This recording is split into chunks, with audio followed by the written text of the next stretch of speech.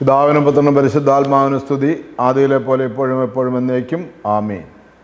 വിശാല ഏറ്റവും സ്നേഹം നിറഞ്ഞ ഈ മാരാനാത്ത യൂട്യൂബ് ചാനലിലൂടെ ദൈവവചനം കേട്ടുകൊണ്ടിരിക്കുന്ന എല്ലാ പ്രിയപ്പെട്ടവർക്കും ക്രിസ്തുയേശുവിൻ്റെ നാമത്തിൽ സ്നേഹവന്ദനം മുന്നമേ അറിയിക്കുകയും ചെയ്യുന്നു.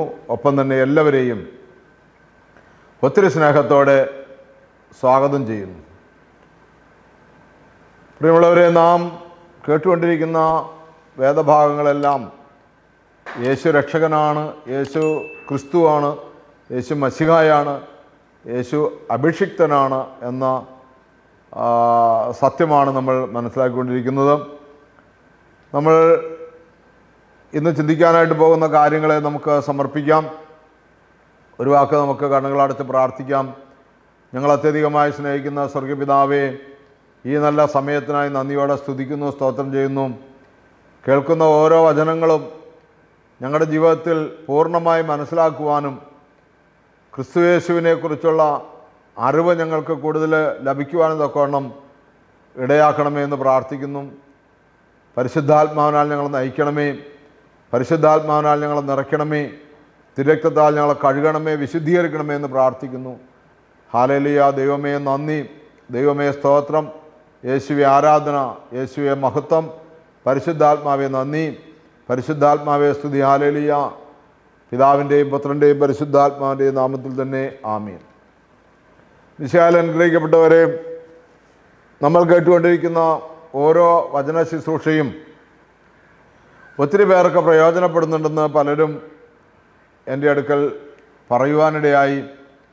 തന്നെയുമല്ല, സഭാമക്കൾക്ക് നല്ലൊരു അറിവ് കിട്ടുന്ന രീതിയിലുള്ള ഒരു ശുശ്രൂഷയാണെന്ന് അഭിപ്രായപ്പെടുകയുണ്ടായി. അതുകൊണ്ട് പ്രിയമുള്ളവരെ, നിങ്ങളുടെ വിലയേറിയ അഭിപ്രായങ്ങളും നിർദ്ദേശങ്ങളൊക്കെ ഞങ്ങൾക്ക് നൽകണമേ എന്ന് ഓർപ്പിച്ചുകൊണ്ട് നമുക്ക് ശുശ്രൂഷയിലേക്ക് പ്രവേശിക്കാം. അപ്പോസ്തല പ്രവർത്തനം 11-ാമത്തെ അധ്യായത്തിൻ്റെ 17-ാമത്തെ വാക്യം നമ്മൾ വായിക്കുന്നു.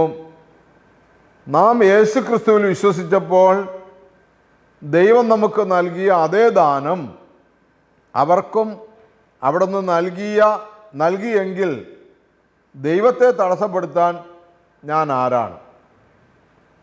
ഇത് യഹൂദ ക്രിസ്ത്യാനികളോട് പത്രോസ്ലീഹ പറയുന്ന ഒരു കാര്യമാണ് ഇവിടെ നമ്മൾ വായിച്ചു കേട്ടത്. അപ്പോസ്തല പ്രവർത്തനം 10-ാം അധ്യായം നമ്മൾ വായിക്കുമ്പോൾ, ഇത്താലിക എന്ന പട്ടാളത്തിൽ കൊർണേലിയസ് എന്ന് പറയുന്ന ഒരു ശതാധിപൻ, അദ്ദേഹം വിജാതീയനാണ്. എന്നാൽ അദ്ദേഹത്തിൻ്റെ പ്രാർത്ഥനയും നോമ്പും ഉപവാസവും ദാനധർമ്മങ്ങളൊക്കെയും ദൈവസന്നിധിയിൽ സ്വീകാര്യമായിരിക്കുന്നു.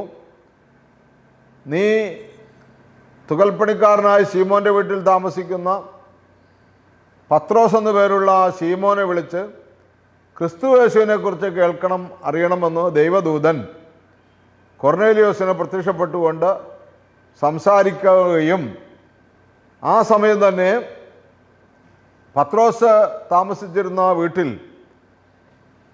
പത്രോസ് വിശന്നപ്പോൾ ഭക്ഷണം പാകമായിട്ടില്ല എന്ന് മനസ്സിലാക്കുകയും പത്രോസ് പ്രാർത്ഥിക്കുവാനായിട്ട് മട്ടുപ്പാവിലേക്ക് കയറിപ്പോവുകയും ചെയ്തപ്പോൾ പത്രോസിനൊരു വിവശത ഉണ്ടായി എന്ന് ബൈബിളിൽ എഴുതിയിരിക്കുന്നു. ആ വിവശത എങ്ങനെയാണ്? ഒരു വലിയ പെട്ടി 4 മൂലയും കെട്ടി പത്രോസിൻ്റെ അടുക്കലേക്ക് മുകളിൽ നിന്ന് ഇറങ്ങി വന്നു. അതിൽ പക്ഷി, നാൽക്കാലി, ഇടജാതി എന്നുവേണ്ട യഹൂദ നിയമപ്രകാരം ഭക്ഷിക്കാൻ പാടില്ല എന്ന് ദൈവം പറഞ്ഞിട്ടുള്ള മുഴുവൻ ജീവികളും അതിനകത്തുണ്ടായിരുന്നു എന്നാണ് പത്രോസ്ലീഹ പറയുന്നത്. ഇതിനെ കാണിച്ചു കൊടുത്തുകൊണ്ട് ദൈവം പത്രോസിനോട് പറഞ്ഞു, പത്രോസേ എഴുന്നേറ്റ് അറുത്ത് ഭക്ഷിക്കുക എന്ന് പറഞ്ഞു. പത്രോസ് പറഞ്ഞു, കർത്താവേ, ഇല്ല, ഞാൻ മലിനമോ അശുദ്ധമായതോ ഒന്നും ഭക്ഷിക്കുകയില്ല എന്ന് പറഞ്ഞു. എന്നാൽ ദൈവം പറഞ്ഞു, ഞാൻ വിശുദ്ധീകരിച്ചതിനെ നീ മലിനമെന്ന് വിചാരിക്കരുത്. ഞാൻ വിശുദ്ധീകരിച്ചതിനെ നീ മലിനമെന്ന് വിചാരിക്കരുത്. അങ്ങനെയാണ് യഹൂദന്മാരോട് മാത്രമേ ക്രിസ്തുവിനെ കുറിച്ച് പറയാൻ പാടുള്ളൂ എന്നുള്ള ആ കാഴ്ചപ്പാടിൽ നിന്ന്, ആ ചിന്തയിൽ നിന്ന് വിജാതീയരോടും യേശുക്രിസ്തുവിനെ കുറിച്ച് പറയുവാൻ ദൈവം തിരുമനസ്സായിട്ടുണ്ടെന്ന് ശിഷ്യന്മാർക്ക് മനസ്സിലാകുന്നത്. കാരണം യേശുക്രിസ്തു ശിഷ്യന്മാരോട് പറഞ്ഞിരുന്നു, ഞാൻ നിങ്ങളെ ഇസ്രായേലിലേക്കാണ് പറഞ്ഞയക്കുന്നത് എന്ന് പറഞ്ഞിരുന്നു. എങ്കിൽ തന്നെയും യേശുക്രിസ്തുവിൻ്റെ കാലത്ത് വിശ്വാസത്തിൻ്റെ പൂർണ്ണതയിൽ വന്ന പല വിജാതീയർക്കും ഒരുപാട് അത്ഭുതങ്ങളും അടയാളങ്ങളൊക്കെ യേശുവിൻ്റെ ജീവിതത്തിൽ നിന്നുണ്ടായി. അവരെല്ലാം വിശ്വാസത്തിലേക്ക് വന്നതായിട്ട് നമുക്കറിയാം. ശമരിയക്കാരി സ്ത്രീ, കാനാന്യ സ്ത്രീ, അങ്ങനെ ഓരോരുത്തരും പൂർണ്ണമായ വിശ്വാസത്താൽ ക്രിസ്തു ദൈവപുത്രനാണെന്ന് ഏറ്റുപറഞ്ഞിട്ടുള്ള വിശ്വാസത്താൽ ആ കാലത്ത് രക്ഷയുടെ അനുഭവത്തിലേക്ക് വന്നിട്ടുണ്ട്. എന്നാൽ വ്യാപകമായി മറ്റുള്ളവരോട് ക്രിസ്തുവിൻ്റെ രക്ഷയെക്കുറിച്ച് പറഞ്ഞിട്ടുണ്ടായിരുന്നില്ല. യഹൂദന്മാർക്ക് പുറത്ത് യേശുവിനെ കുറിച്ച് പറഞ്ഞിട്ടുണ്ടായിരുന്നില്ല. ഇപ്പോൾ ഈ സമയത്താണ് അത് പറയുന്നത്. അപ്പോൾ പ്രിയമുള്ളവരെ, അത് പത്രോസ് എങ്ങനെയാണ് പറയുന്നത്? നാം യേശു ക്രിസ്തുവിൽ വിശ്വസിച്ചപ്പോൾ ദൈവം നമുക്ക് നൽകിയ അതേ ദാനം. നമുക്കറിയാം അതിൻ്റെ പശ്ചാത്തലം. അപ്പോസ്തലന്മാർ സിഹ്യോൻ മാളികയിൽ പ്രാർത്ഥിച്ചിരുന്നപ്പോൾ പരിശുദ്ധാത്മാവ് അവരുടെ മേൽ ഇറങ്ങി വന്നു. അതാണ് ആ ദാനമെന്ന് പറയുന്നത്. അതേ ദാനം കൊർന്നേലിയോസിൻ്റെ വീട്ടിൽ പത്രോസിൻ്റെ നേതൃത്വത്തിൽ വചനം കേട്ട് അവർ ദൈവത്തെ ആരാധിച്ചു കൊണ്ടിരുന്നപ്പോൾ ഈ പരിശുദ്ധാത്മാവ് അതേ അളവിൽ തന്നെ അവരുടെ മേലും വന്നു എന്ന് പത്രോസ് ലീഗ പറയുകയാണ്. എന്നിട്ട് ചോദിക്കുകയാണ്, അങ്ങനെയെങ്കിൽ അവർക്ക് നൽകിയതെങ്കിൽ, അവിടെ നിന്നാണ് ദൈവമാണ് നൽകിയതെങ്കിൽ ദൈവത്തെ തടസ്സപ്പെടുത്താൻ ഞാൻ ആരാണ് എന്ന ചോദ്യം വരികയാണ്. ദൈവത്തെ തടസ്സപ്പെടുത്താൻ ഞാൻ ആരാണ്? പ്രിയമുള്ളവരെ, അവരുടെ ക്രിസ്തുവിലൂടെയുള്ള അഭിഷേകം സകല ജനപദങ്ങളിലേക്കും എത്തിക്കുവാനുള്ള ഉത്തരവാദിത്വം ശിഷ്യന്മാർക്ക് നൽകി. യഹൂദന്മാർക്ക് മാത്രമല്ല, സകല ജനപദങ്ങളിലേക്കും മാനവകുലം മുഴുവനിലേക്കും ക്രിസ്തുവിലൂടെയുള്ള രക്ഷ, ക്രിസ്തു അഭിഷിക്തൻ മശിഹ എല്ലാവർക്കുമുള്ളതാണ് എന്നുള്ള ആ ഒരു ഉറപ്പ് ഈ പരിശുദ്ധാത്മാവിൻ്റെ ദാനത്തിലൂടെ നൽകപ്പെട്ടു. അതുകൊണ്ട് പ്രിയമുള്ളവർ, ക്രിസ്തു യേശുവിനെ ആര് സ്വന്തം രക്ഷിതാവായി തിരഞ്ഞെടുത്ത് വിളിക്കുന്നുവോ, ഹൃദയത്തിൽ ഉറപ്പിക്കുന്നുവോ, അവർക്ക് ദൈവത്തിൽ നിന്നുള്ള എല്ലാ ദാനങ്ങളും ചൊരിയപ്പെടും. അതുകൊണ്ടാണ് കഴിഞ്ഞ ക്ലാസ്സിൽ ഞാൻ പറഞ്ഞത്, മോശ വഴി നിയമം നൽകപ്പെട്ടുവെങ്കിൽ കൃപയും സത്യവും യേശുക്രിസ്തു വഴി ഉണ്ടായി. മത്തായിയുടെ സുവിശേഷം 16-ാം അധ്യായത്തിൻ്റെ 16-ാമത്തെ വാക്യത്തിൽ പറയുന്നു, നീ ജീവനുള്ള ദൈവത്തിൻ്റെ പുത്രനായ ക്രിസ്തുവാണ്. നീ ജീവനുള്ള ദൈവത്തിൻ്റെ പുത്രനായ ക്രിസ്തുവാണ്. ശിമോൻ പത്രോസ് പറഞ്ഞു. അപ്പോൾ ജീവനുള്ള ദൈവത്തിൻ്റെ പുത്രനായ ക്രിസ്തുവാണെന്ന് പത്രോസ് ശ്ലീഹ ഉറപ്പിച്ച് പറയുകയാണ്. അപ്പോൾ യേശു പറയുകയാണ്, ഇത് നീ സ്വയം പറഞ്ഞതല്ല, മറ്റാരും നിനക്കത് വെളിപ്പെടുത്തുന്നതല്ല, സ്വർഗത്തിലെ ദൈവമാണ് നിനക്കത് തന്നതെന്ന് പറയുകയാണ്. സ്വർഗത്തിലെ ദൈവം പത്രോസിന് യേശു ക്രിസ്തുവാണെന്ന്, ദൈവത്തിൻ്റെ പുത്രനാണെന്ന് വെളിപ്പെടുത്തി കൊടുക്കുകയാണ്. യേശു രക്ഷകനാണെന്ന് വെളിപ്പെടുത്തി കൊടുക്കുകയാണ്. അതുകൊണ്ടാണ് പത്രോസ് യേശുവിൻ്റെ കൂടെ വള്ളവും വലയൊക്കെ ഉപേക്ഷിച്ച് ഇറങ്ങിത്തിരിച്ചത്. പ്രിയമുള്ളവരെ, ഈ സന്ദർഭത്തിൽ നമ്മൾ ഓർക്കണം, നമ്മളൊക്കെ ചുമ്മാ അധരങ്ങൾ വ്യായാമം നടത്താറുണ്ട്. അധരം കൊണ്ട് യേശു ക്രിസ്തുവാണ്, യേശു ക്രിസ്തുവാണെന്നൊക്കെ ഇങ്ങനെ പറയുന്നതല്ലാതെ നമ്മുടെ ആരാധനയിലും അനുഷ്ഠാനങ്ങളിലൊക്കെ ഈ യേശു ക്രിസ്തു എന്ന് പറയുന്നതല്ലാതെ സ്വന്തം ജീവിതത്തിൻ്റെ അനുഭവത്തിൽ നിന്ന് ദൈവിക പ്രേരണയാൽ ഉള്ളിൻ്റെ ഉള്ളിൽ നിന്ന് പരിശുദ്ധാത്മാവിനാൽ യേശു ദൈവപുത്രനാണെന്ന് പറയാൻ കഴിയുന്നുണ്ടോ എന്ന് പരിശോധിക്കുക. ഈ സമയം കഴിയുന്നില്ലെങ്കിൽ നമ്മൾ പരാജയത്തിലാണ്. നമുക്ക് വേണ്ടി ക്രിസ്തു യാഗമായത് വെറുതെയാവും. രക്ഷ വിജാതീയരിലേക്ക് പോകും. അതുകൊണ്ട് പ്രിയമുള്ളവരെ, വിശുദ്ധ യോഹന്നാൻ്റെ സുവിശേഷം 4-ാം അധ്യായത്തിൻ്റെ 29-ാമത്തെ തിരുവചനം പറയുന്നു, ഞാൻ ചെയ്ത കാര്യങ്ങളെല്ലാം എന്നോട് പറഞ്ഞ ഒരു മനുഷ്യനെ നിങ്ങൾ വന്ന് കാണുവിൻ, ഇവൻ തന്നെയായിരിക്കുമോ ക്രിസ്തു. ശമരിയായിലെ ഒരു സ്ത്രീക്ക് സംശയമില്ലാതെ അവൾ പറയാണ്, ഇവനാണ് ക്രിസ്തു. കാരണം ഇവൻ എന്നോട് സംസാരിച്ചു, എൻ്റെ കഴിഞ്ഞകാല കാര്യങ്ങളെല്ലാം, എൻ്റെ പാപങ്ങളും എന്നിലുള്ള നന്മകളും എന്നിലുള്ള തിന്മകളെല്ലാം എന്നോട് സംസാരിച്ചു. അങ്ങനെ ഒരേ ഒരാൾക്ക് കഴിയുള്ളൂ എന്നവൾ അവളുടെ ജനത്തോട് പറയുകയാണ്. എൻ്റെ കഴിഞ്ഞകാല കാര്യങ്ങളെല്ലാം, ഞാൻ ചെയ്ത കാര്യങ്ങളെല്ലാം എന്നോട് പറഞ്ഞ ഒരു മനുഷ്യനെ നിങ്ങൾ വന്ന് കാണുവിൻ. കഴിഞ്ഞകാല കാര്യങ്ങളും വരാനിരിക്കുന്ന കാര്യങ്ങളും പറയുന്ന ഒരു ജ്യോത്സ്യനോ ഒരു മന്ത്രവാദിയോ അല്ലെങ്കിൽ ഒരു പ്രവചനപരമുള്ള ഒരു ആളോ അല്ല. അങ്ങനെയുണ്ട് കഴിഞ്ഞകാല കാര്യങ്ങളും ഇപ്പോഴത്തെ കാര്യങ്ങളൊക്കെ പറയുന്നത്. അപ്പോസ്തല പ്രവർത്തനം നമ്മൾ വായിക്കുമ്പോൾ അതിൻ്റെ 16-ാമത്തെ അധ്യായത്തിൽ പത്രോസിനെയും ശീലാസിനെയും കണ്ടപ്പോൾ ഭൂതം ബാധിച്ചിട്ടുള്ള ഒരു സ്ത്രീ, ലക്ഷണം പറയുന്നവൾ, കൈരേഖ പറയുന്നവൾ, മുഖം നോക്കി പറയുന്ന ഭൂതം ബാധിച്ച ഒരുത്തി പറഞ്ഞു, ദാ പോകുന്നവർ അത്യുന്നതനായ ദൈവത്തിൻ്റെ ദാസന്മാരാണ്, രക്ഷാമാർഗം നിങ്ങളോട് അറിയിക്കുന്നവരാണെന്ന് പറഞ്ഞു. കർത്താവേ, നമുക്ക് കർത്താവിൻ്റെ സാക്ഷിയാണെന്ന് തോന്നിപ്പോകും. ആ സ്ത്രീ പറഞ്ഞത് സത്യമാണ്. അവൾ പറഞ്ഞത്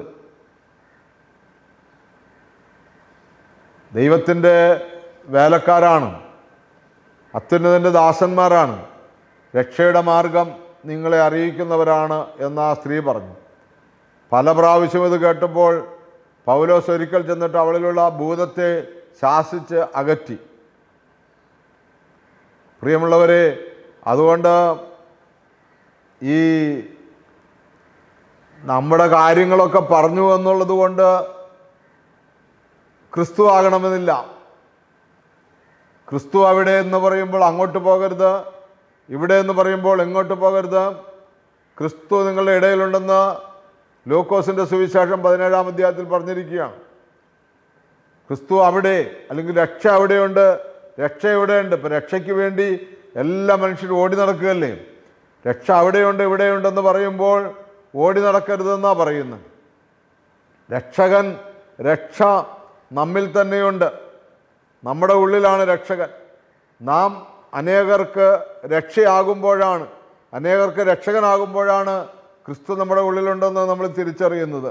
ഈ സ്ത്രീ ചെന്ന് അവളുടെ ജനത്തോട് പറയാണ്, ഞാൻ ചെയ്ത കാര്യങ്ങളെല്ലാം എന്നോട് പറഞ്ഞ ഒരു മനുഷ്യനെ നിങ്ങൾ വന്ന് കാണുവിൻ.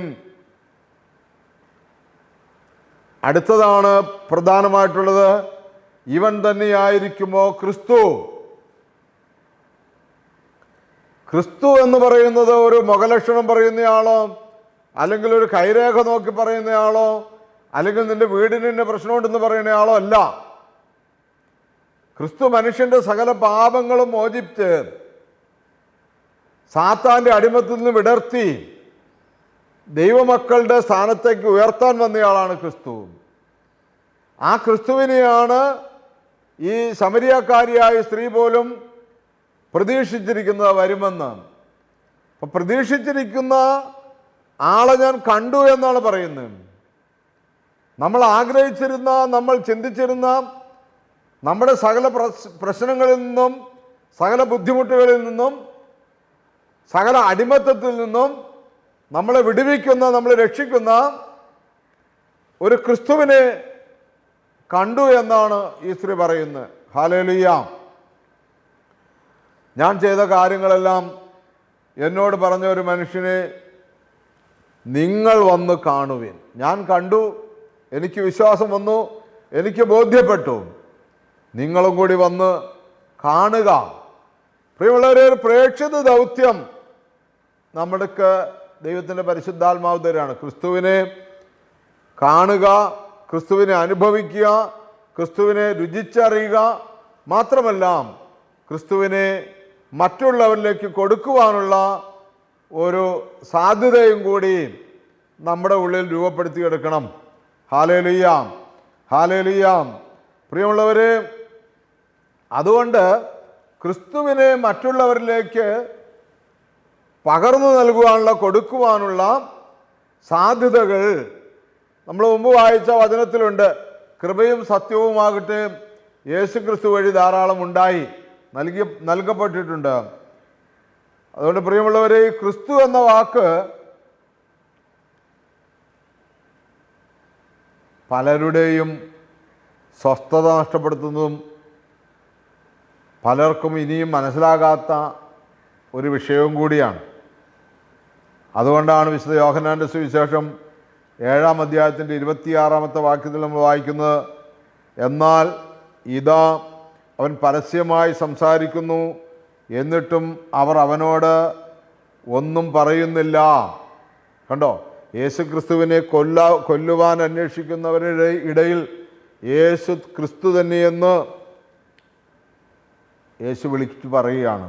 അത് കണ്ടു നിൽക്കുന്ന യെരുശലേമിലെ ആളുകൾ പറയുകയാണ്, എന്നാൽ ഇതാ ഇവൻ പരസ്യമായി സംസാരിക്കുന്നു, എന്നിട്ടും അവർ ഇവനോട് ഒന്നും പറയുന്നില്ല. അതുകൊണ്ട് കണ്ടു നിൽക്കുന്നവർക്കും കേട്ടു നിൽക്കുന്നവർക്കും ഇപ്പോൾ സംശയമായി, ഇവൻ തന്നെയാണോ ക്രിസ്തുവെന്ന് ഒരുപക്ഷെ അധികാരികൾ യഥാർത്ഥത്തിൽ അറിഞ്ഞിരിക്കുമോ? ഇപ്പോൾ ക്രിസ്തുവിനോടൊന്നും സംസാരിക്കാത്തത്, ക്രിസ്തുവിനോട് വാദപ്രതിവാദങ്ങൾക്ക് വരാത്തത് ഈ അധികാരികത്തിൽപ്പെട്ട ആളുകൾ യഥാർത്ഥത്തിൽ ക്രിസ്തു എന്ന് അറിഞ്ഞിരിക്കുമോ? അറിഞ്ഞിരിക്കണമല്ലോ. ക്രിസ്തു എന്ന നാമം അത് വിളിച്ചപേക്ഷിക്കുന്ന ഏവനും രക്ഷിക്കപ്പെടും. അതിനെ തടുക്കാൻ ആർക്കും കഴിയില്ല. ശിഷ്യന്മാരോട് അപ്പോസ്തല പ്രവർത്തനം 5-ാം അധ്യായം നമ്മൾ വായിക്കുമ്പോൾ